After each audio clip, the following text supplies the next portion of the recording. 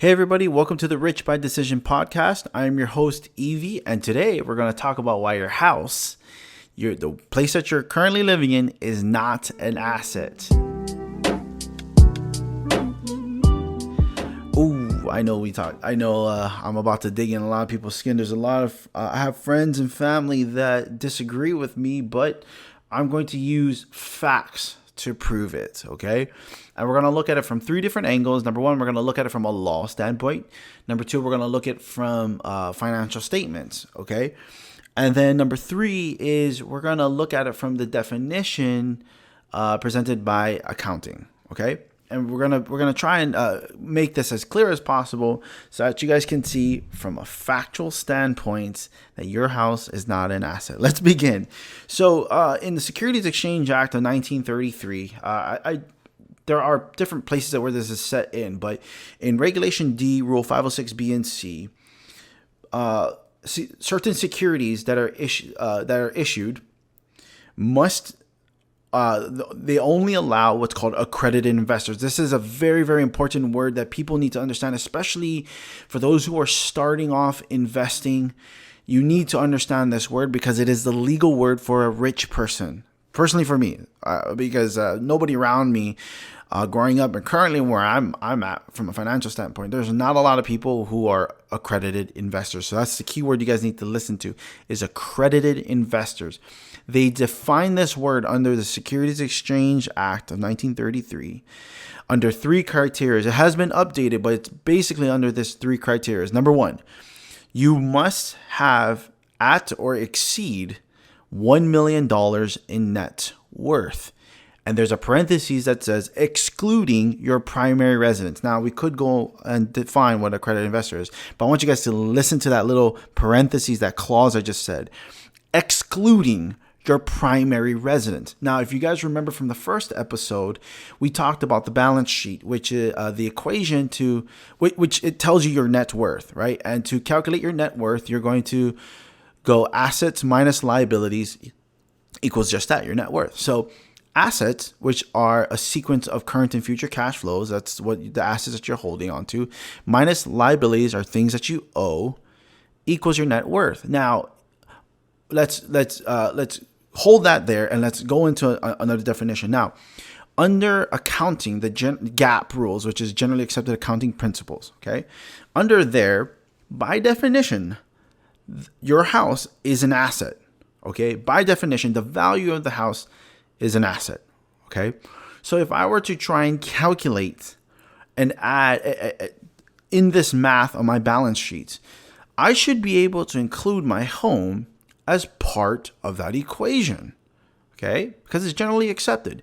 Now, we'll just go there. And now what we're going to do is we're going to rewind it back. If you're not allowed to add that into your calculations as your net worth, that should say something to you that the law is forbidding you to be able to invest in some of the great deals on earth.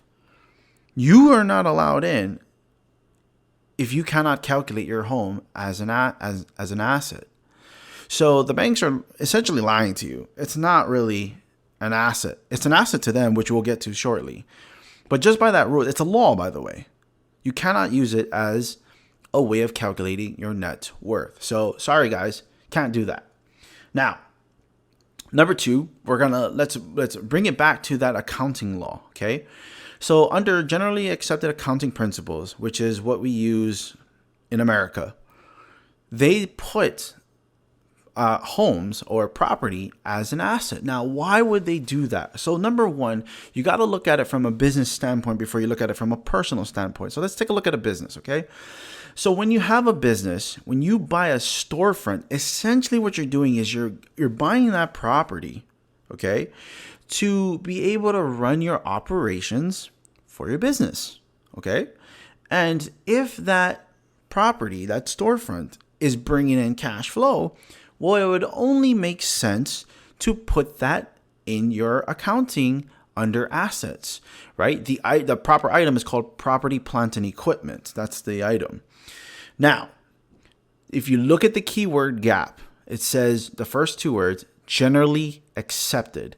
That means how we record properties under assets for businesses we must also do for people who are just doing their just buying their personal home. That's what it means by generally accepted. Okay, so that's why they decided to keep the item on you getting your own home as in the asset section. Okay, now the problem with this is when you guys are getting a home, the value of the property sure can be found under assets, but because you took a mortgage, the whole value of that mortgage is recorded in the liabilities section. Okay?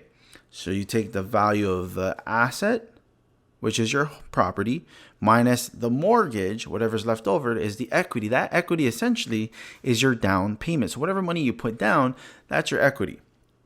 Okay? Now, anytime you have debt, something you got to really, really understand about this, because a lot of people, they do not pay attention to how debt is made and what debt is all about. And you guys are going to hear me repeat this definition. So it's worth noting somewhere. Please write this down.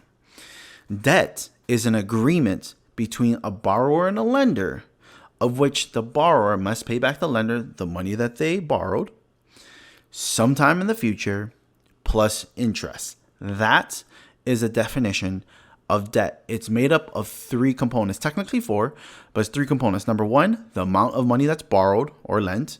Number two, when should that be paid back? And number three is paying interest on it. Now, the reason why there's a fourth component is one that is the most important of all, which is a counterparty risk or counterparty, meaning it's an agreement between borrower and lender. So there's actually two financial statements that has to be factored in when you look at a home. Because you borrowed money, because you took a mortgage, you cannot just look at your financial statements. You have to look at the bank's financial statements, okay? And what happens is, if you follow me here, hopefully we can get a video up on YouTube where we can do it on a whiteboard, where I can easily more explain it on from a visual standpoint. But just follow me here as best as you can, okay? In your asset section, that's where the value of your property is. In the liability section, that's what the mortgage is. We'll just call that a loans payable. And then in the equity section of your financial statements or your balance sheet is going to be where the down payment is at. Okay, so you have three items. In the assets, it's the property of the value of the property. And the liability is going to be the mortgage, the total value of the mortgage, and then the equity is going to be your down payments. Now, that has to reflect somewhere on your income statement. So what happens is that money that in order for you to hold on to your home, you got to pay for it. You have to pay the mortgage, which is going to be the principal plus interest. It's going to be the property taxes. It's going to be the homeowner's insurance. It's going to be all these different things that you did not think about, more expenses, right? It's not making you money. It's actually, you have to spend money to keep it. So by that definition, it's technically not an asset, because remember, we defined an asset from our first episode as a sequence of current and future cash flows in our pocket. Because it's not going into our pocket, it's not technically an asset. Okay? So now you have to go look at the bank's financial statements. Right? So when you look at their financial statements on their balance sheet, you're going to see their assets is what's called a loans receivable. That's essentially the mortgage. The mortgage, right? Remember what a balance sheet is essentially balancing out your assets and liabilities. So your mortgage to you as the homeowner, that's found on the liability section. That means it has to balance out on somebody else's assets section of their balance sheet. And that's going to be found in the bank's assets section.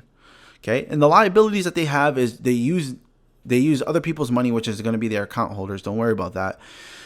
And then the cash earnings, I think they call it retained earnings, is found from the down payment on the equity section. So don't worry about that part. Now, what happens is that mortgage is an asset, and how do I know? Because it has to reflect in the income statement. So the bank receives your mortgage payment, which is the money that you borrowed, plus interest.